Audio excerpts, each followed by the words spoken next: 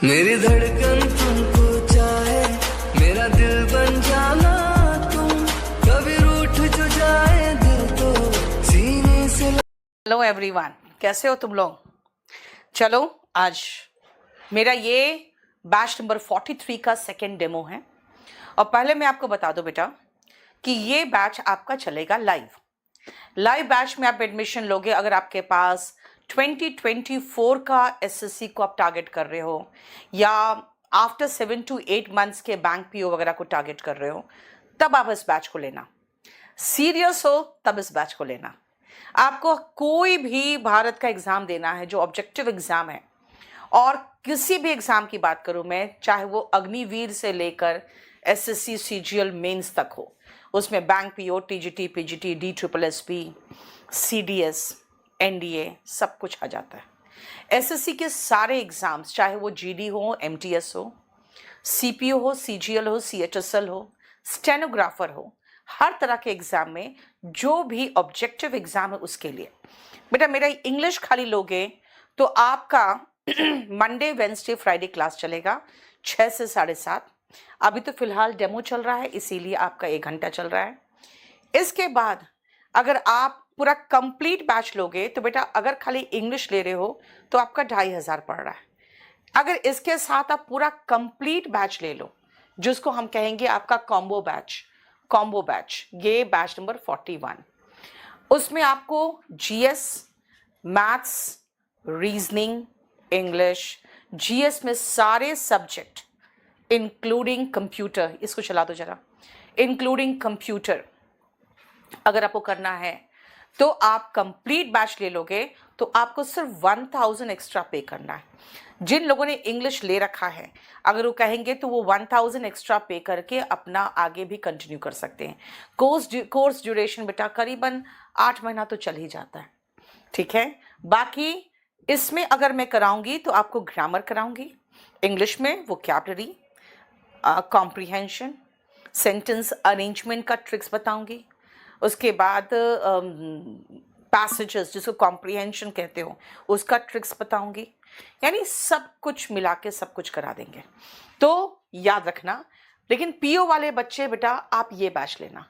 PO वालों को मैं इसलिए ये बैच कह रही हूँ कि बेटा इसमें तो पूरा तो कंप्लीट मैं कराऊंगी आपको, लेकिन प्रवीण सर आपको पीओ के क्वेश्चन पेपर्स प्रैक्टिस कराएंगे, वो इम्पॉर्टेंट है, ठीक है। क्योंकि अच्छा कुछ बच्चे होते हैं जो कहते हैं हमें लाइव भी चाहिए, हमें वीओडी भी चाहिए, तो आप ये ले लेना।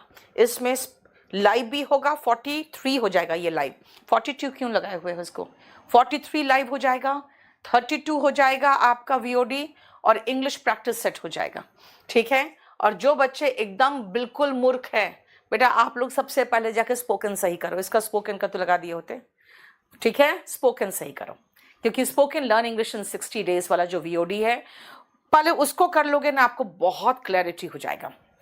चलो, आप कह रहे हो आप ऑनलाइन नहीं ऑफलाइन, बेटा ऑफलाइन आना है तो आपको मुखर्जी नगर आओगे तो मुझसे पढ़ पाओगे, क्योंकि मैं दूसरे सेंटर्स में नहीं जाती हूँ। नहीं बेटा गौतम, वोकैबुलरी की बुक बहुत मोटी है, इतनी मोटी किताब अगर आप कहोगे मैं पूरा वोकैबुलरी में पढ़ा चुकी हूँ तो नहीं है। वोकैबुलरी के बैच में ये वोकैब का बुक नहीं है, क्योंकि इतनी मोटी किताब में नहीं पढ़ा सकती, ठीक है। चलो आजा, अब मैं चलती हूँ जो मैं उस दिन आपको पढ़ा रही थी, और आपको मैंने कुछ बेसिक कॉन्सेप्ट्स बताए थे, याद होगा। मैंने आपको capital letter and small letter बताया था। मैंने आपको बताया था कि जो पार्ट्स ऑफ स्पीच है, 9 पार्ट्स ऑफ स्पीच, और उसका कुछ बेसिक कॉन्सेप्ट बताया था। आज मैं आपको लेकर चलती हूं कि अगर मैं इसके आगे की बात करूं तो आप सबसे पहला चैप्टर जो पढ़ोगे वो टेंस पढ़ते हो सबसे पहला, और उस चैप्टर में जब आप जाते हो तो बेटा आपको सेंटेंस का स्ट्रक्चर आना चाहिए। तो हम सीधा, मैंने आपको सेंटेंस के स्ट्रक्चर की बात की थी। मैंने कहा था sentence is a group of words, शब्दों का वो समूह जिसका अर्थ होता है, that gives a meaning, that gives a real sense, है ना। तो सेंटेंस में हम आते हैं सब्जेक्ट पे और एक वर्ब पे। पहले तो मैं आपको कहूं कि शब्दों का समूह को ज्यादा मत लो, अब सब्जेक्ट और वर्ब को ले लो। जैसे अगर आपको मैं कहूं कि मैं आपको पढ़ाती हूं, और अगर वर्ब की बात करूं तो पढ़ाती हूं। अगर आप कहोगे भाई यहां पे टीचर्स टीच, और मैं कहूंगी भाई आई टीच, तो आप एक चीज देखो, करने वाला जो करता था, करता करता मतलब करने वाला ये जो करता है बेटा उसको सब्जेक्ट कहते हैं, और ये जो सब्जेक्ट करता है उस करने की क्रिया को हम वर्ब कहते हैं। करने वाला सब्जेक्ट करता है, और कर्ता जो है वो उसको हम क्रिया कहते हैं, वर्ब कहते हैं। याद रखना बेटा, जब हम कर्ता की बात करते हैं तो याद रखना हिंदी में इसको हम कहते हैं कर्ता, और इसी को इंग्लिश में कहते हैं सब्जेक्ट। और वर्ब का मतलब होता है वही क्रिया, वही अवस्था की बात हम कर रहे हैं, जो वर्ब आपको मैं कहूंगी अब कि बेटा आपको याद करना पड़ेगा। कैसे, ध्यान से सुनना। दीपक, अगर फ्लिपकार्ट में ले सकते हो तो सिर्फ डेकोमार्ट से, और किसी से मत लेना। फ्लिपकार्ट में सारे चोर भरे हुए हैं वहां पे, और फ्लिपकार्ट भी इस चोरी को प्रमोट करता है। फ्लिपकार्ट भी इंडिया में बहुत धड़ल्ले से इंडिया में कॉपीराइट का वायलेशन होता है, जिसमें सारे बड़े कंपनी शामिल है इंक्लूडिंग फ्लिपकार्ट।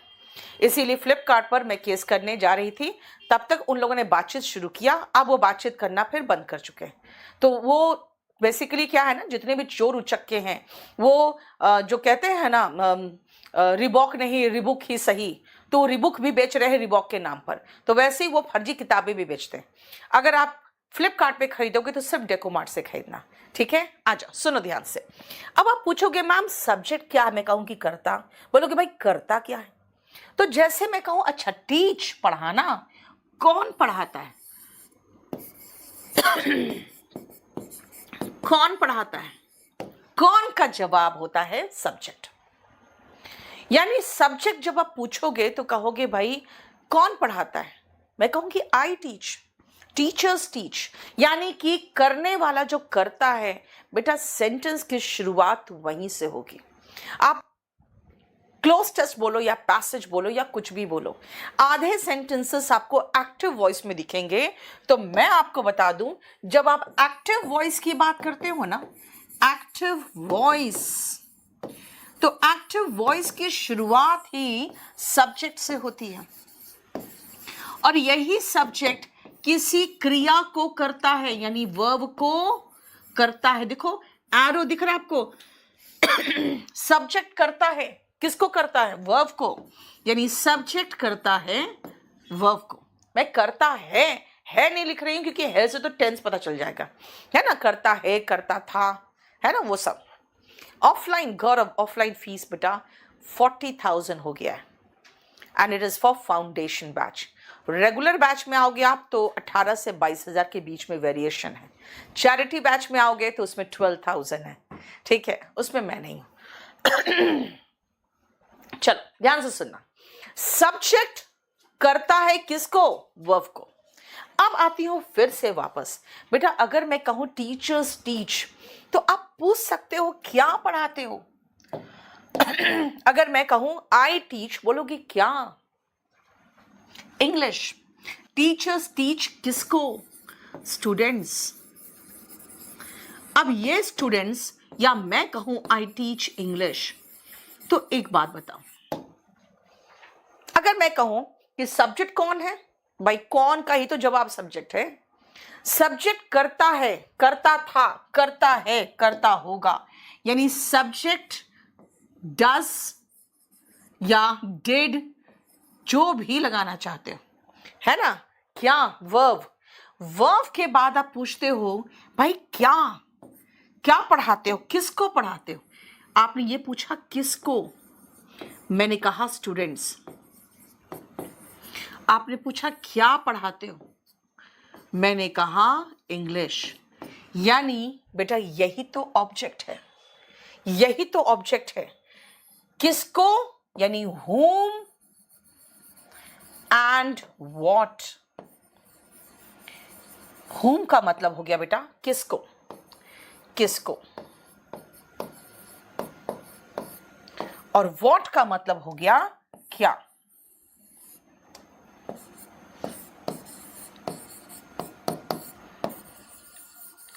इसका जवाब होता है ऑब्जेक्ट।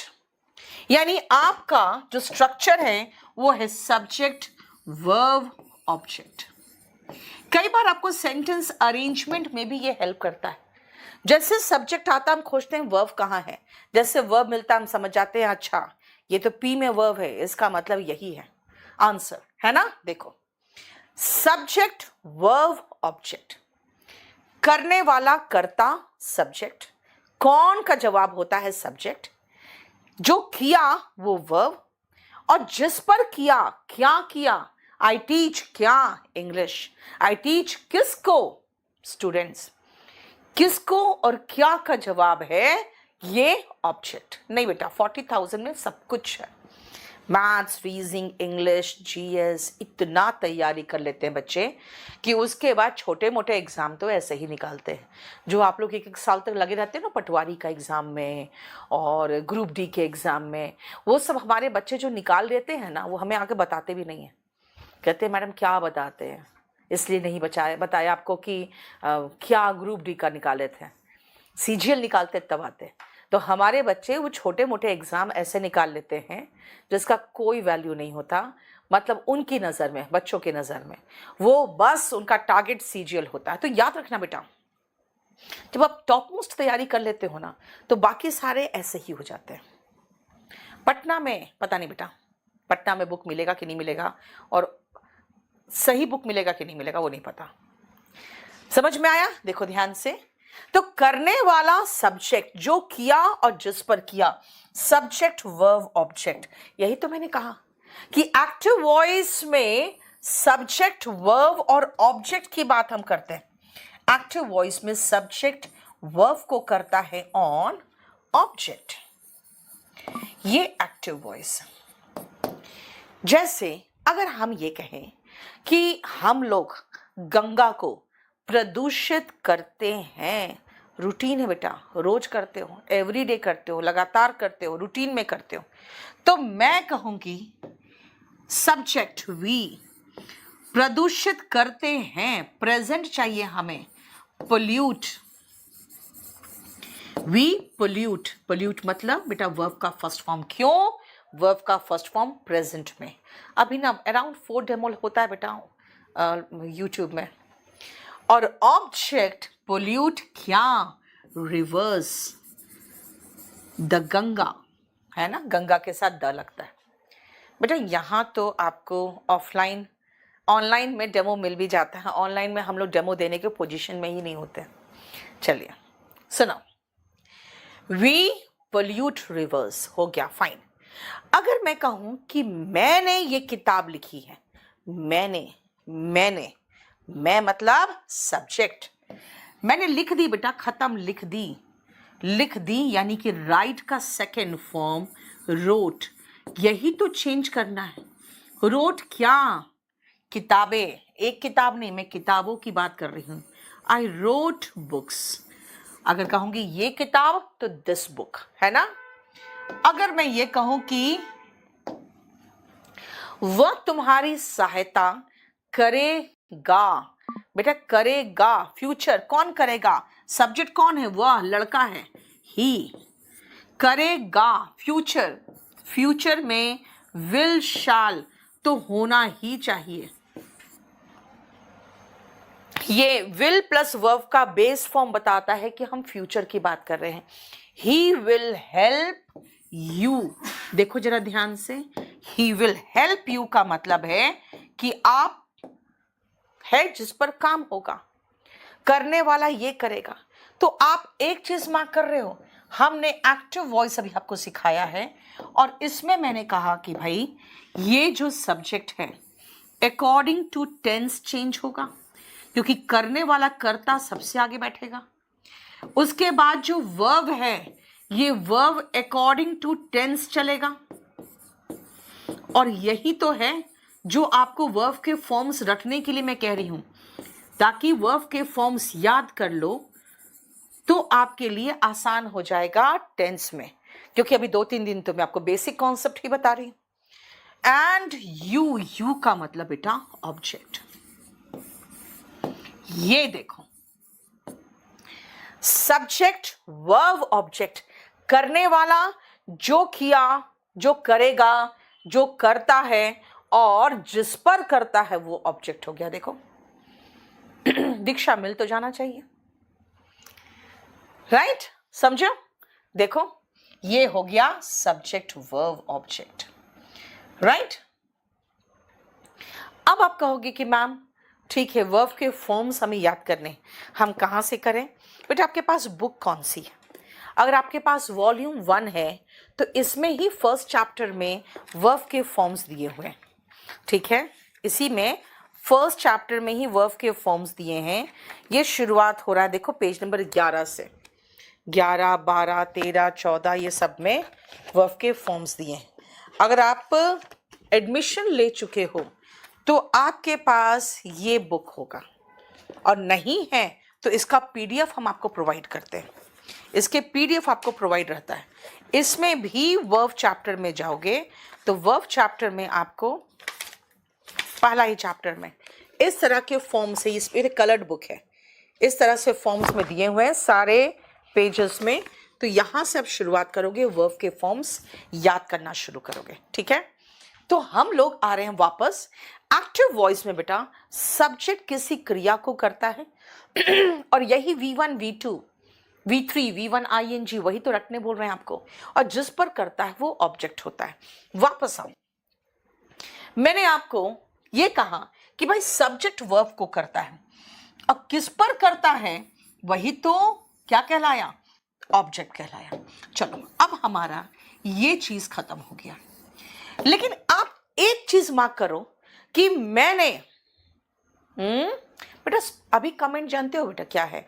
अभी ऐप में मैं नहीं पढ़ा रही हूं, तो इसलिए ऐप में अगर आप कमेंट कर रहे होगे ना तो शायद मुझे नहीं दिखेगा, क्योंकि मेरे सामने आज जो खुला हुआ है वो खुला हुआ है यूट्यूब का डेमो चल रहा है।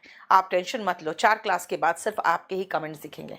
स्पोकन इंग्लिश कैसे सीखे? बेटा लर्न इंग्लिश इन 60 डेज वाला VOD ले लो, उसमें बहुत बढ़िया से मैंने सिर्फ और सिर्फ स्पोकन इंग्लिश ही कराया है, बिल्कुल ट्रांसलेशन से इसका पूरा किया है, ठीक है? सचिन KD लाइव ऐप को डाउनलोड करो, वहां पे डिफरेंट बैचेस है, और आज तो एक नया बैच अनाउंस कर रही हूं मैं जिसमें सिर्फ वही बच्चे एडमिशन लेंगे जो ऑलरेडी पढ़ चुके हैं, क्योंकि मैं इस बार श्योर शॉर्ट सिलेक्शन के लिए बैच लेके आ रही हूं Tier 2 वालों के लिए। तो वो आज रात में मैं अनाउंस करूंगी। चलिए ये देख लिया आपने। अब सुनो, ये मैंने कहा कि भाई सब्जेक्ट कौन है? टीचर्स। आप कहोगे मैम टीचर्स कौन है? मैं कहूंगी पता है, जो पढ़ाते हैं ना उसको नाम दिया गया है सब्जेक्ट, पढ़ाने वाले को नाम दिया गया है सब्जेक्ट। और अगर मैं टीचर्स के बदले में अपने को खाली कह दूं आई, तो मैं कौन हूं? मैं प्रोनाउन हूं। बेटा यही तो नाउन और प्रोनाउन है। अब आ जाओ, जरा ध्यान से सुनना कि अगर मैं नाउन और प्रोनाउन की बात कर रही हूं तो वो कहां आता है। और रिमेंबर, आपको नाउन और प्रोनाउन पहचानना आना चाहिए, क्योंकि आप आ जाती हूं मैं CDS के एग्जाम में। CDS में 10 क्वेश्चन सिर्फ आता है आइडेंटिफाइंग पार्ट्स ऑफ स्पीच से। बोलोगे मैम हम तो SSC में, हमें क्या मतलब है? बेटा आपके लिए भी जरूरी है, क्योंकि जब आप क्लोज टेस्ट करते हो तो कई बार ऐसा होता है कि सब्जेक्ट है, यानी कि करने वाला करता है, और आप पहचान नहीं रहे हो कि भाई यहाँ पे एडवर्ब नहीं, यहाँ पर नाउन आएगा। तो आपको भी ये सारी चीजें जानना जरूरी है। तो हम एक एक करके अब चलते हैं, नाउन क्या है, कहां आता है और ये क्या है। बोलोगे आप तो बता चुके हो पिछले क्लास में कि इसको नेमिंग वर्ड कहते हैं। ओके, मैंने नेमिंग वर्ड तक बताया है, बस और कुछ नहीं बताया है ना? तो चलिए अब मैं आपको बताती हूं कि नाउन क्या है। सबसे पहले आ जाओ, नाउन में कुछ सेंटेंसेस देखो।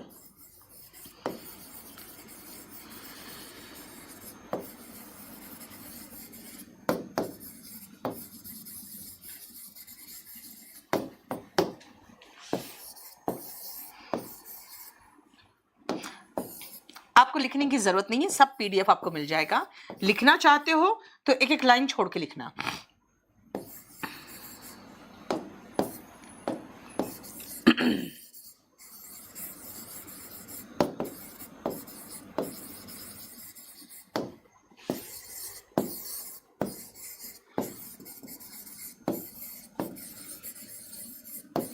एकदम सेंटेंसेस को समझा समझा के मैं कराऊंगी और आपको अच्छा लगेगा कि भाई सारे सेंटेंस की मीनिंग समझ में आने लगे हैं।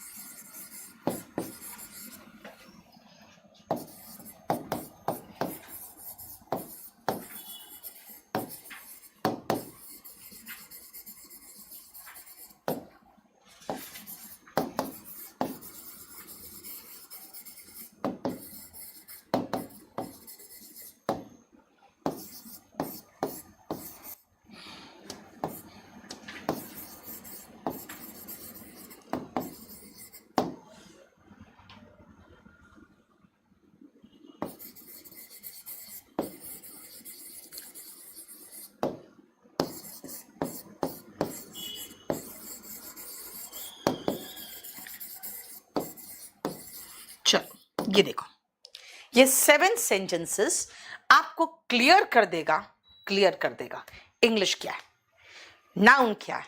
और बेटा मैं इसीलिए आपको कह रही हूं कि ये सब कुछ इंपॉर्टेंट है, क्योंकि जब मैं टेंस में उतरूंगी ना तो मैं कभी कहूंगी ये देखो नाउन है, ये एडजेक्टिव है, ये देखो वर्ब है ना, यहाँ पे एडवर्ब आएगा, आप कहोगे मैम ये एडवर्ब क्या है, ये एडजेक्टिव क्या है, तो मैं उसको थोड़ा सा बेसिक कॉन्सेप्ट बता दूं तो सारा क्लियर हो जाएगा, है ना। चलिए देखिए ध्यान से, सबसे पहले आ जाओ, टीचर्स टीच स्टूडेंट्स। बेटा ये सब्जेक्ट है, करने वाला कर्ता को हम सब्जेक्ट कह रहे थे, ये वर्ब है और स्टूडेंट्स ऑब्जेक्ट है। अब सुनो, और मैंने सबसे पहले आपको क्या कहा था, नाउन क्या है, नेमिंग वर्ड, नाम बताने वाले शब्द को नाउन कहते हैं। और अगर मैं कहूं पढ़ाने वाले को नाम दिया गया है टीचर, अब पढ़ने वाले को नाम दिया गया है स्टूडेंट, तो पढ़ाने वाला टीचर, पढ़ने वाला स्टूडेंट, इसका मतलब नाउन है। तो पहला पॉइंट आ गया, कहां आता है नाउन, सब्जेक्ट और ऑब्जेक्ट के प्लेस पर, है ना, सब्जेक्ट और ऑब्जेक्ट के प्लेस पर नाउन आता है। दिस मीन्स सबसे पहला पॉइंट मैं यही लिख दूं कि नाउन तो नेमिंग वर्ड है, आता कहां है, comes in place of subject and object. Subject और ऑब्जेक्ट के प्लेस पर नाउन का प्रयोग होता है। हिंदी मीडियम वाले अगर चाहो तो हिंदी में लिख सकते हो, आप नोट्स खुद बनाना चाहो तो मैं जो बोलूंगी वही हिंदी में लिख लेना, सब्जेक्ट और ऑब्जेक्ट के प्लेस पर नाउन आता है। लेकिन मैं आपको एक चीज समझाऊं, आप इस पीडीएफ को देखो, मेरी बात सुनो और लिखो मत ज्यादा, पहले आप अंडरस्टैंडिंग पावर बढ़ाओ। मैं चाहती हूं आप इंग्लिश को इंग्लिश में समझो, धीरे धीरे हो जाएगा। मैं आपको छोटी सी कहानी सुनाती हूँ। हमारा एक स्टूडेंट गया था जापानीज सीखने के लिए, तो उसने मुझे कहा कि मैम, मैंने अपने टीचर को बार बार एक ही चीज कहा कि आप जापानीज सिखा रहे हो तो उसको कोई तो भाषा से रिलेट करो ताकि हमें समझ में आए। आप एक काम करो, आप इंग्लिश में ही एक्सप्लेन कर दो, जो भी समझाते हो उसको इंग्लिश में एक्सप्लेन कर दो। और उन्हें सीधा मना कर दिया। और इसका कहना था कि मैम वो ऐसा कोई कोचिंग सेंटर तो था नहीं जहाँ पे मैं जाके सीधा अपने बातें रखता और ज़बरदस्ती करता, वो तो एक एम्बेसी का क्लास चल रहा था, तो मैंने जाके ज्वाइन किया था। तो टीचर ने सीधा मना कर दिया। उसने कहा बहुत इरिटेशन होता था, कुछ समझ में आता नहीं था, और वो सब कुछ बताती थी और सब कुछ एक्सप्लेन करती थी, बहुत अच्छा पिक्टोरियल रिप्रेजेंटेशन से साथ एक्सप्लेन करती थी, लेकिन हिंदी इंग्लिश कुछ भी यूज़ नहीं करती थी। तो इसने कहा कि मैम कुछ दिन तक मुझे बहुत इरिटेशन हुआ, लेकिन बाद में समझ में आ गया कि बुक को, वो अपनी भाषा में बताया कि बुक को जापानीज़ में ये कहते हैं, उसके बाद खोलने को जापानीज़ में ये कहते हैं, कॉपी को जापानीज़ में ये कहते हैं। तो उसने कहा कि मैम बाद में क्या हुआ ना कि हम लोग वो वर्ड पकड़ने लगे। अच्छा, बुक बोल का जो जापानीज वर्ड है, उसने जैसे बोला तो बुक निकालते थे, फिर वो जैसे कॉपी, तो हम समझ गए थे ये वर्ड का मतलब कॉपी होता है, जैसे वो बोलती थी वैसे हम वो निकालते थे। तो बस खाली वो वर्ड पकड़ने लगे। फिर धीरे धीरे महसूस होने लगा, अच्छा ये कह रही है कि अपनी कॉपी निकालो, अपनी बुक निकालो। और फिर बोला उसने धीरे धीरे, मैम जो वो बोलती थी धीरे धीरे समझ में आने लगा, और हमें लगता है उन्होंने उसको जो इंग्लिश या हिंदी में हमें एक्सप्लेन नहीं किया, ज़्यादा अच्छा हुआ, क्योंकि उसके बाद हम ज़्यादा अटेंशन के साथ सुनते थे, क्योंकि हमें वो वर्ड पकड़ना पड़ता था कि क्या बोलना चाहती हो। इंग्लिश भी यही चीज़ है बेटा। मैं जब क्लास में कोशिश करती हूँ कि इंग्लिश में बच्चों को बताना चाहूँ, तो करीबन 10-15 लड़के आ जाते हैं, नहीं मैम आप हिंदी में बताइए, अच्छे समझ में आता है। अगेन देखो, हम लोग क्या कर रहे हैं, हम लोग आपके अकॉर्डिंग चलना चाहते हैं, क्योंकि हमें आपसे ही, हमारे जो भी हम लोग काम कर रहे हैं, आपसे सब कुछ मिल रहा है।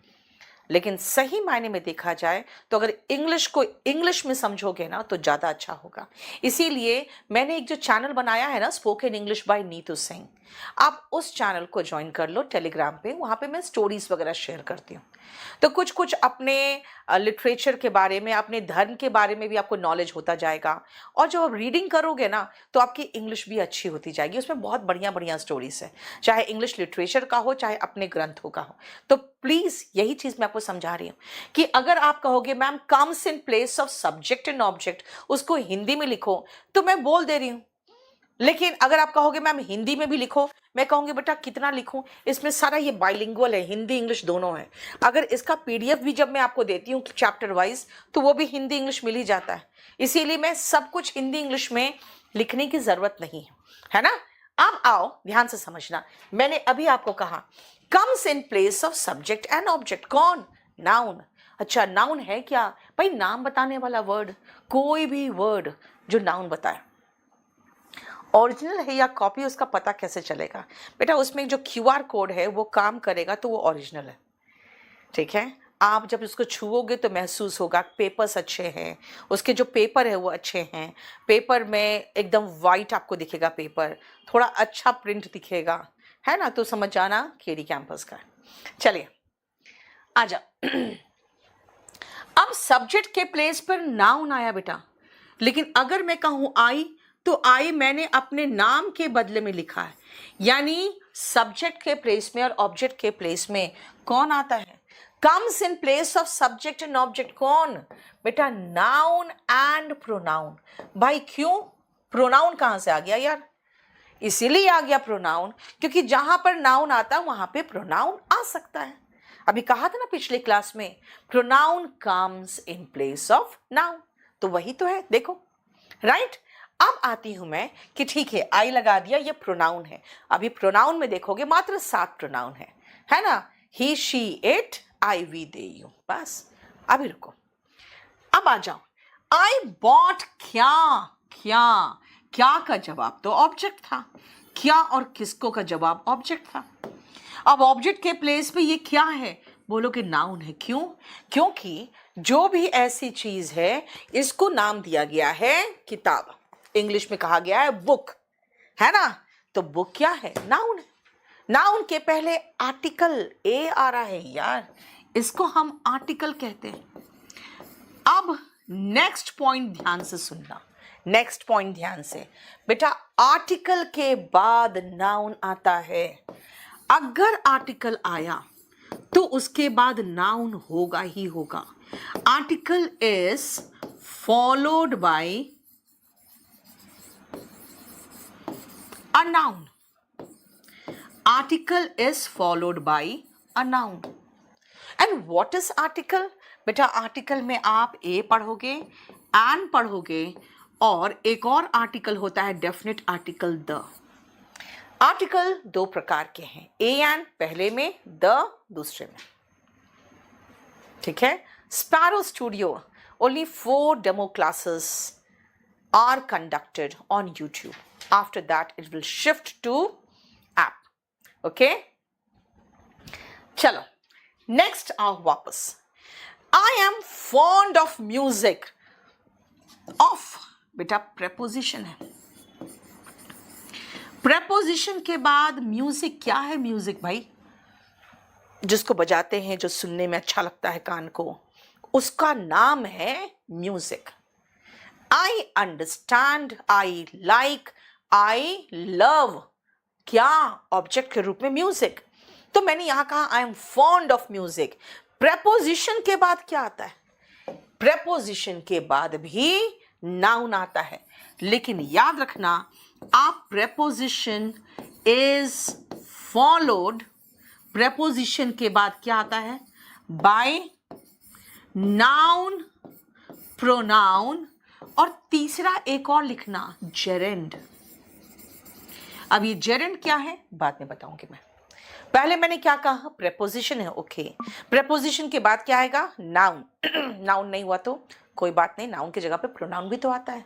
लेकिन बेटा आर्टिकल के बाद प्रोनाउन नहीं आता, हर जगह नहीं होता।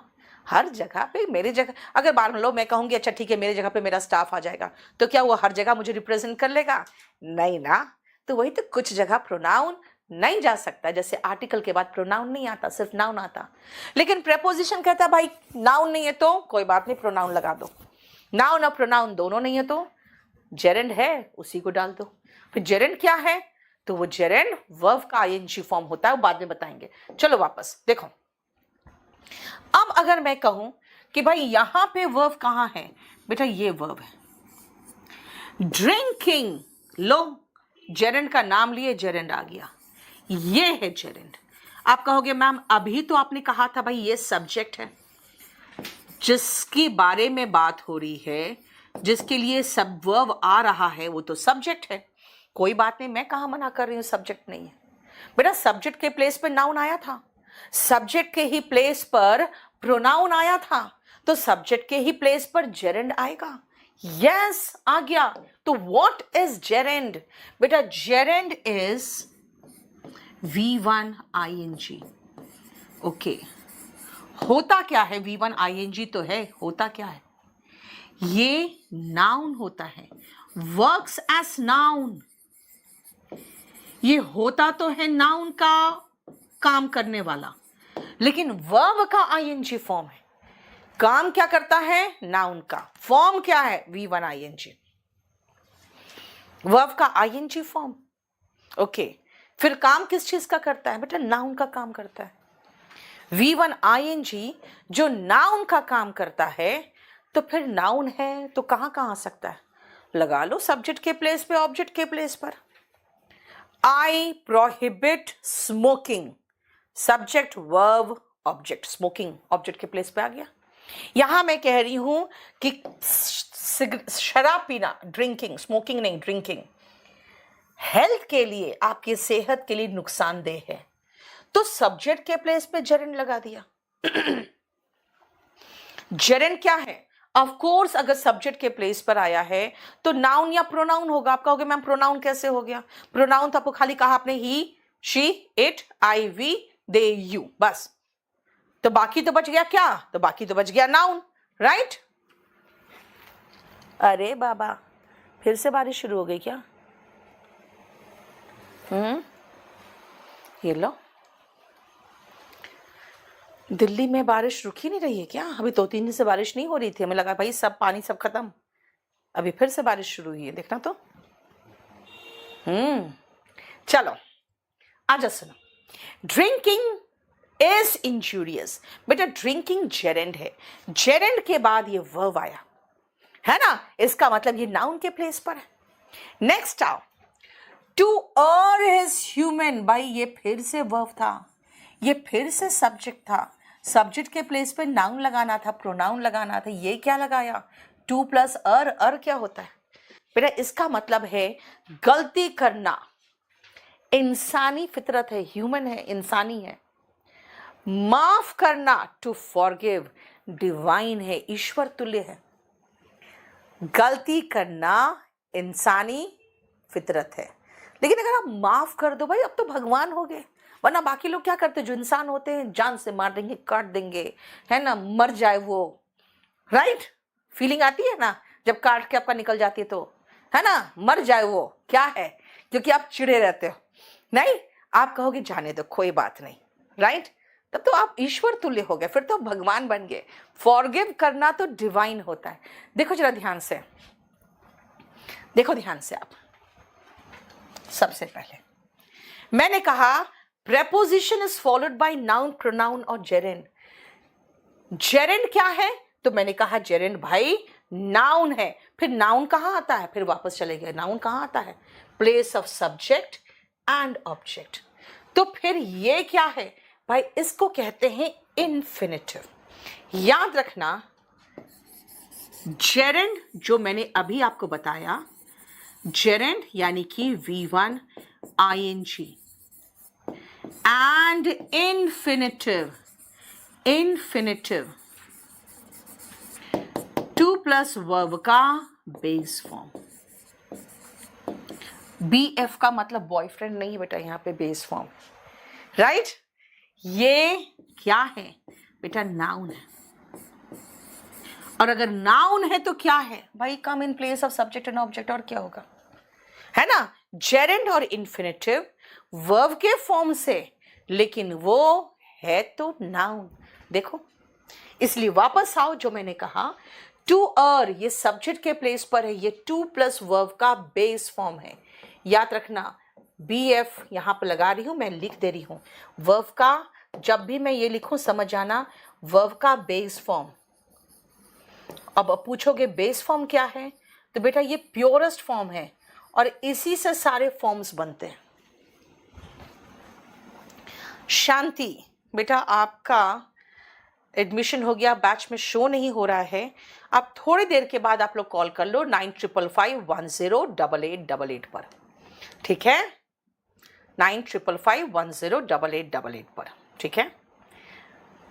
सुनो मेरी बात, आप जो कह रहे हो बेटा, अगर आप ये कह रहे हो कमरुद्दीन बेटा आप कॉल तो कर लो 9555108888 पे, मैंने सारा व्हाट्सएप के सारे मैसेजेस कॉपी पेस्ट मार के भेज दिया था।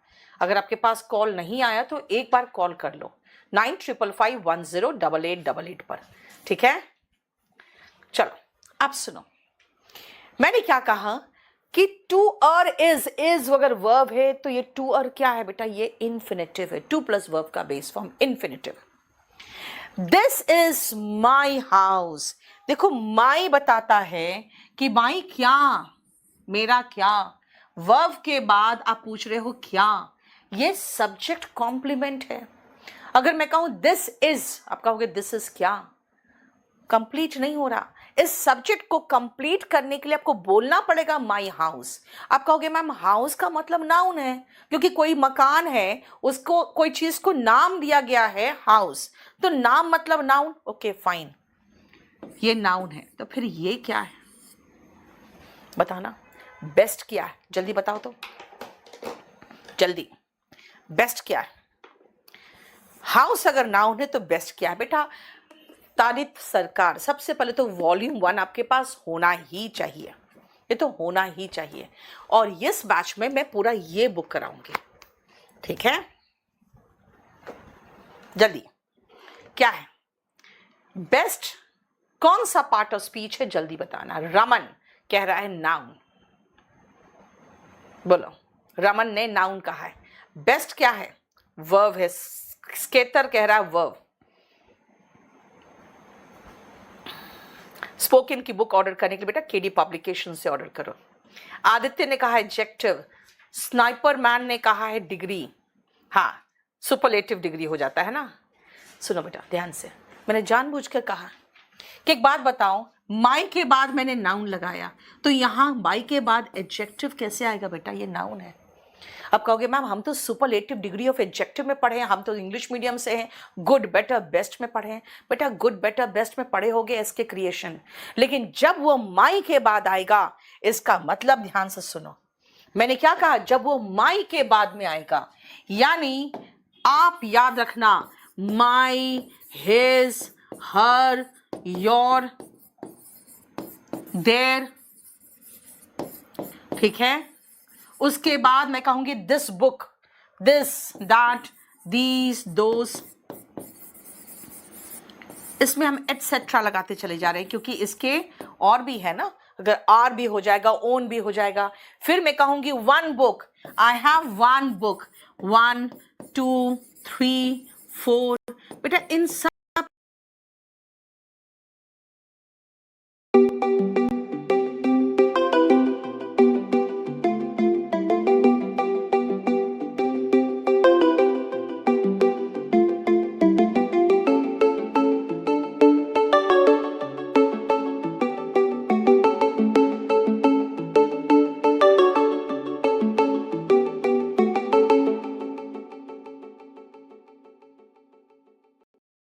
कहता है भाई मेरे बाद एक नाउन होगा, विदाउट नाउन मेरा कोई मीनिंग ही नहीं निकलता है।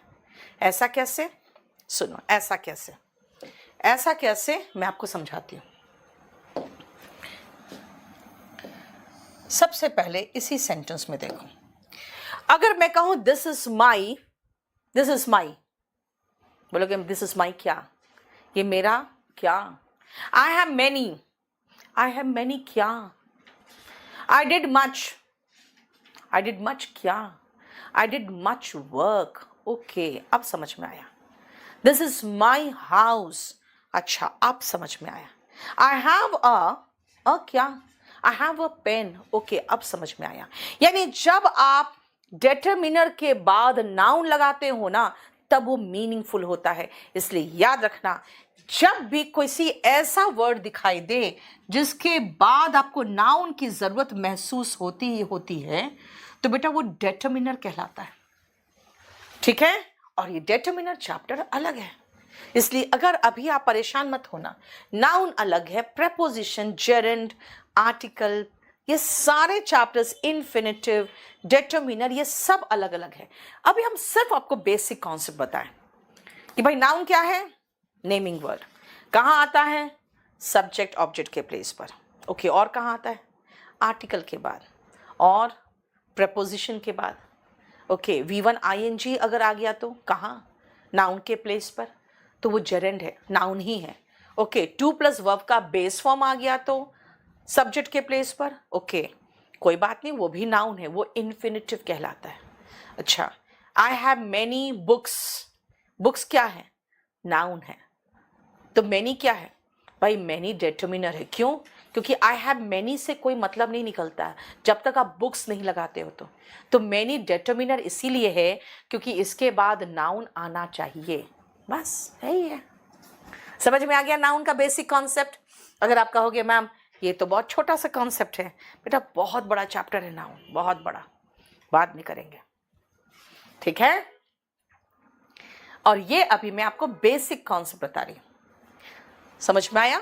ये आपका नाउन का बेसिक कॉन्सेप्ट है। अब चले हम आगे, बोलो समझ में आया? पहले यस बोलो, फिर आगे बढ़ेंगे, क्योंकि मैं आज आपको सिर्फ बेसिक चीजें करा रही हूं, बेसिक चीजें, थोड़ा थोड़ा, ज्यादा नहीं। सब कोई ध्यान से सुनो, यहां जो समझा रही हूं, आपस में बातचीत बिल्कुल नहीं। ठीक है? गेमिंग बेटा 2500 है आपके बैच का रेट। अब देख लो कौन सा बैच ले रहे हो, उसके अकॉर्डिंग अलग अलग का अलग अलग है। चलो, अब आती हूं नेक्स्ट, प्रोनाउन। प्रोनाउन, प्रोनाउन का डेफिनेशन क्या लिखाया था आपको? मैंने कहा था प्रोनाउन रिप्लेसेस नाउन, नाउन को रिप्लेस करता है, रिप्लेसेस नाउन, नाउन को ये रिप्लेस करता है ना? कुछ नहीं लिखना है आपको। क्यों नहीं लिखना है? क्योंकि ये भी मैं आपको प्रोवाइड करूंगी। और बताऊं आपको क्या दूंगी मैं? बेटा एक चीज आपको बताते हैं, मैं बहुत बहुत मेहनत से नोट्स बनाती हूँ, बहुत मेहनत से। ठीक है? देखो जरा ध्यान से, आपको ये बेसिक्स का पूरा PDF मिलेगा, क्या क्या मैं पढ़ाऊंगी, कौन कौन से चैप्टर्स है वो सारा। ठीक है? और डाल चुके हैं, देखो capital letter, small letter. Capital letter कहाँ यूज होता है पिछले क्लास में बताया था मैंने। आज मैं आपको एक्टिव वॉइस, मैंने बेसिक कॉन्सेप्ट बताया एक्टिव वॉइस का, देखो यही एक्टिव वॉइस पूरा है। ठीक है? अभी पैसिव वॉइस नहीं बताया, इसलिए ये वाला स्ट्रक्चर नहीं बताया आपको। पार्ट्स ऑफ स्पीच का बेसिक कॉन्सेप्ट उस दिन बताया था आपको, और आज मैं आपको नाउन का बेसिक कॉन्सेप्ट दे रही। तो नहीं करना, कुछ नहीं लिखना है। PDF डेस्कटॉप पे नहीं आया है, देख लो जरा ध्यान से उसका क्या है। मनी मैटर बेटा, हम स्पोकन का अब मैं कोई न्यू बैच नहीं ला रही हूँ, अब उसी बैच को इम्प्रूव करते रहते हैं। जो बैच चल रहा है ना, जो आपका लर्न इंग्लिश इन 60 डेज, उसी को इम्प्रूव करते हैं, उसमें एक और चैप्टर डालूंगी मैं। ठीक है? सुनो ध्यान से। अब मैंने कहा प्रोनाउन, अभी मैंने कहा था आपको आई टीच इंग्लिश। अगर मैं कहूं आई टीच उस लड़के को, तो हिम लगा रही हूं। बेटा ये था सब्जेक्ट, टीच वर्ब था और ये था ऑब्जेक्ट। याद रखना वर्ब के पहले जो आता है ना, यानी सब्जेक्ट के प्लेस पर, उसको हम कहते हैं नॉमिनेटिव केस। केस वर्ड इसलिए लगाया हुआ है क्योंकि नॉमिनेटिव नाउन भी होता है ना, इसीलिए। क्लियर? क्योंकि कुछ लोग कहते हैं मैम नाउन में आपने केस नहीं पढ़ाया। बेटा केस नाउन में इंपॉर्टेंट नहीं है, केस प्रोनाउन में इंपॉर्टेंट है। देखो, क्योंकि ये सब्जेक्ट और ऑब्जेक्ट के प्लेस पर अलग अलग हो जाता है। अब आओ वर्ब के बाद। मैंने कहा वर्ब के पहले नॉमिनेटिव केस होता है, वर्ब के बाद ऑब्जेक्ट के प्लेस पर बेटा ऑब्जेक्टिव केस होता है।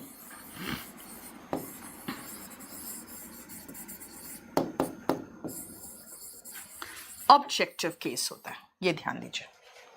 प्रोनाउन रिप्लेस करता है नाउन को, और नाउन के प्लेस पर कौन कौन आएगा? Subject and object.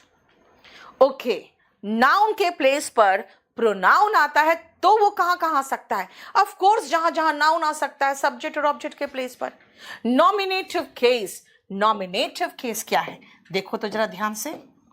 He, she, it, I, we, they and you, ये है सब्जेक्ट के प्लेस पे आने वाला। तो फिर यही वर्ब के बाद आएगा तो क्या हो जाएगा? बेटा ही का बन जाएगा हिम, शी का बन जाएगा हर, इट का इट ही रहेगा, आई का मी हो जाएगा, वी का अस हो जाएगा, दे का देम हो जाएगा, एंड यू का यू ही रहेगा। यानी इट और यू चेंज नहीं होता। राइट? बेटा पीडीएफ में सारा प्रोवाइड करूंगी आपको ऐप पे, टेंशन काहे लेते हो? देखो, वर्ब के पहले ये नॉमिनेटिव केस है, वर्ब के बाद ये ऑब्जेक्टिव केस है। अब मुझे आप ये दिखाओ कि ही किसके साथ लगाते हैं, बताओ। जितने भी पुरुष हैं उसके साथ ही, जितनी भी महिलाएं हैं उसके साथ शी, है ना? जितने भी लोग बहुत सारे उसके साथ दे, एक जानवर इट, एक बुक इट यानी एक नॉन लिविंग इट, एक छोटा सा बच्चा जिसका जेंडर भी मुझे पता नहीं है वो भी इट। जब जेंडर उसका पता चल जाता है ना कि मर्द लड़का है कि लड़की है, तो उसके लिए फिर हम ही और शी लगाते हैं। राइट? अब अगर मैं इट का प्लूरल बोलूं तो बेटा वो भी दे है, शी का प्लूरल वो भी दे है, ही का प्लूरल वो भी दे है। यानी कि ही आया किसी लड़का के लिए, शी लड़की के लिए, इट का इस्तेमाल नॉन लिविंग के लिए करेंगे यानी निर्जीव वस्तु के लिए, और एनिमल के लिए। ठीक है? आई मतलब मैं, वी मतलब हम, और दे जो है ना वो ही, शी और इट, इन तीनों का प्लूरल फॉर्म है। ठीक है? और यू क्या है बेटा? यू तो सिंगुलर प्लूरल सब है। तुम हो, आप हो, तुम लोग हो, आप लोग हो, सब है। ये देखो, क्लियर? अब सुनो, अगर मैं इसी पर आपसे 2 क्वेश्चन कर लूं तो आप खुद ही फंसोगे कैसे, ध्यान से देखना।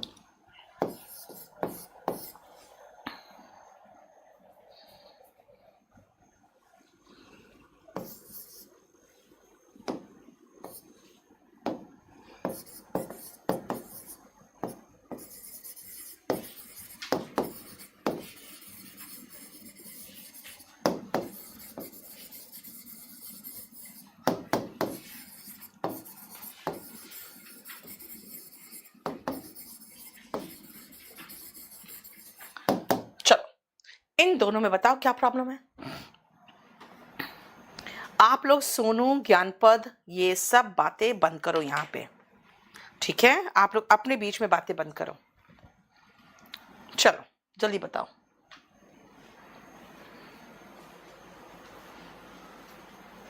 ज्ञानपद, बेटा क्वेश्चन पेपर में क्या आएगा वो मैं जानती हूँ, ठीक है ना? 20 साल से बैठ के पढ़ा रही हूँ। जब तुम्हारे पास ज्ञान नहीं है तो ज्ञान का प्रदर्शन मत करो, आप मूर्खता का प्रदर्शन कर रहे हो, क्योंकि मैंने जो 2 क्वेश्चन लिखा है ना वो एग्जाम का ही क्वेश्चन है, ठीक है? क्लियर? चलिए जल्दी बताओ। कार्तिक, हर महीने मेरा एक ऑफलाइन बैच आता है बेटा, हर महीने आता है। The company was declared bankrupt and they couldn't pay back the loan amount. The company was declared bankrupt and they, बेटा दे यहां पे कैसे आएगा? ये कंपनी की बात हो रही है बेटा, एक सिंगुलर नाउन है, एक है SN, जहां भी मैं लिखूं समझ जाना आप, सिंगुलर नाउन, सिंगुलर नाउन। और जब मैं PN लिखूं तो समझ जाना प्लूरल नाउन, राइट? ध्यान से सुनना। The company was declared bankrupt, company को दिवालिया घोषित कर दिया गया। क्यों? क्योंकि वो अपना लोन का अमाउंट पे नहीं कर पाया। बेटा कंपनी सिंगुलर है, दे थोड़ी आएगा, इट आएगा। सिंगुलर नाउन के लिए इट आता है। Raman, very good.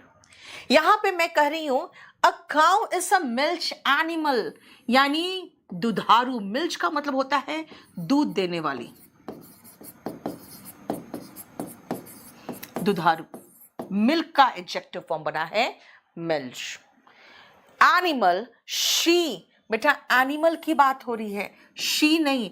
Non living और एनिमल के लिए हम इट लगाते हैं। इट गिव्स अस मिल्क, यानी you need to use the proper pronoun. कई बार नाउन सिंगुलर होगा, प्रोनाउन प्लूरल दे देगा। नाउन नॉन लिविंग और एनिमल है, प्रोनाउन कुछ और दे दिया। तो बेटा आपको इस्तेमाल सही करना है, सही नाउन एंड के लिए जो नाउन दिया है उसके लिए सही प्रोनाउन। अब देखो एक और एग्जाम्पल, नॉमिनेटिव केस और ऑब्जेक्टिव केस के हिसाब से मैं क्वेश्चन दूंगी और इसको समझना।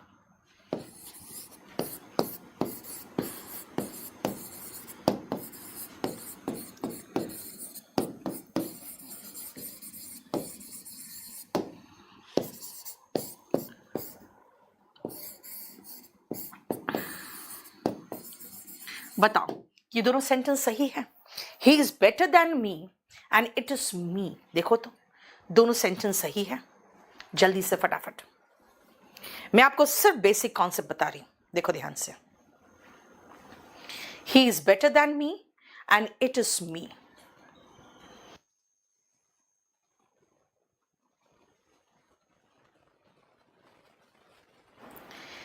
सुनो ध्यान से बेटा, ही इज बेटर दैन, बेटा उसका कंपैरिजन मेरे से हो रहा है, तो उस लड़के का कंपैरिजन मेरे से हो रहा है, वो मेरे पर कोई काम नहीं कर रहा है। याद रखो सब्जेक्ट काम करता है ऑब्जेक्ट पर, तब आप ऑब्जेक्ट फॉर्म लगाते हो। यहां पे मैं कहूंगी he is better than I. Comparison हमेशा बराबर के बीच में होता है। आप कहोगे बचपन से यही सुना है, स्पोकन सीख रहे हो? अगर स्पोकन सीख रहे हो तो ये दोनों सही है आपके लिए।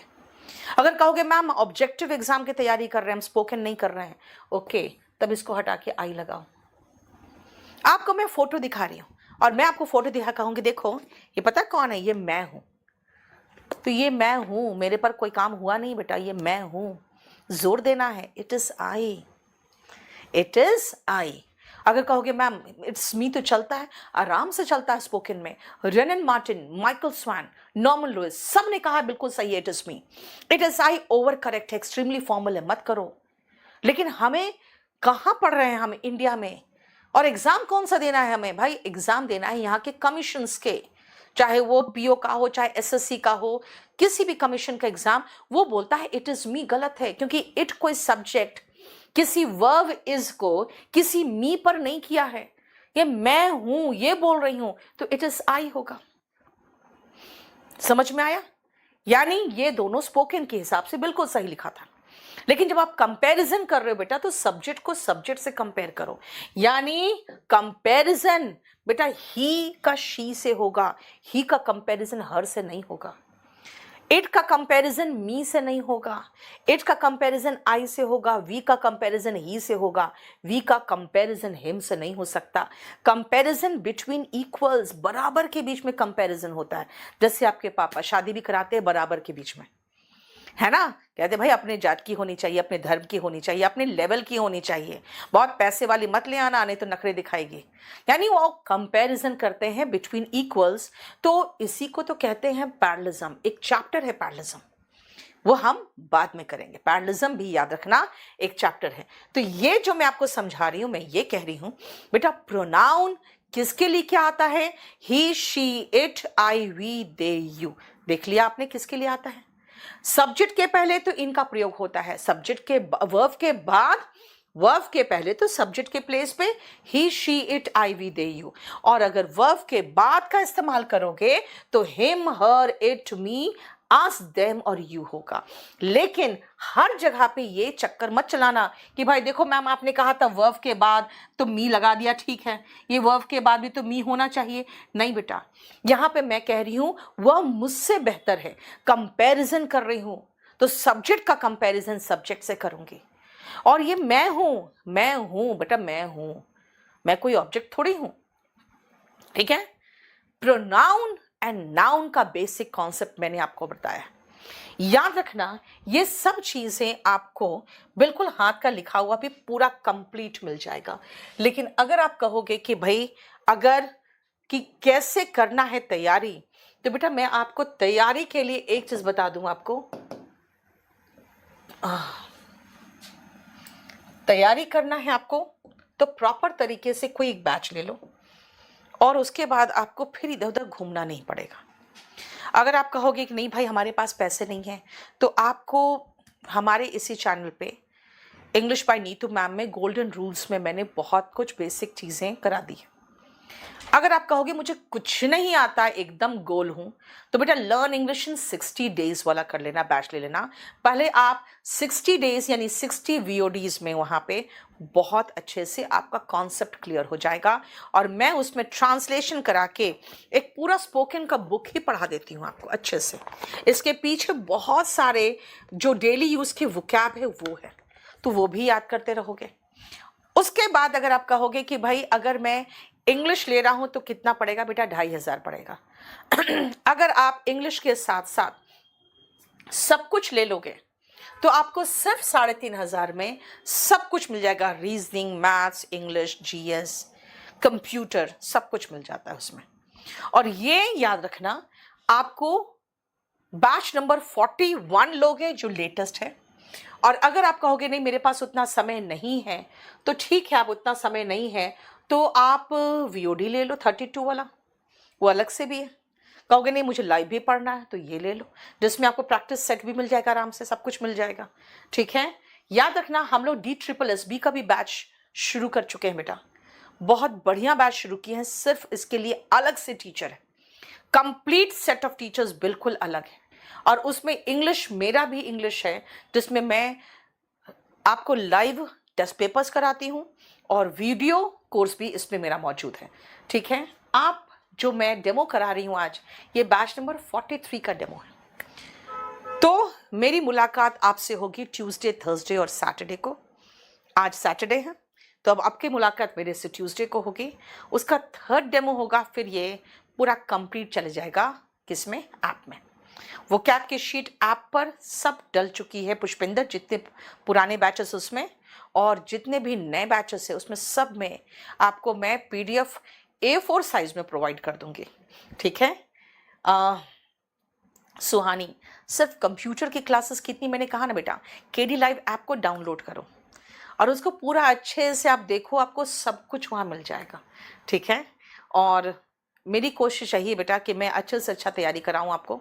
हाँ, स्पोकन की क्लास बहुत दिनों से नहीं ले पा रही हूँ क्योंकि अभी CTET का भी क्लास हो जा रहा है, DSSB का भी हो जा रहा है, रात में मुझे टेस्ट पेपर्स भी कराना पड़ रहा है अभी क्योंकि एग्ज़ाम आ चुके हैं, है ना, 13 तारीख से एग्ज़ाम शुरू हो गया, तो इसीलिए थोड़ा सा सब कुछ मिलजुल के हो गया। मैं कोशिश करूंगी कि आपको प्रॉपर तरीके से स्पोकन भी कराना शुरू कर दूंगी। चलिए, थैंक यू सो मच।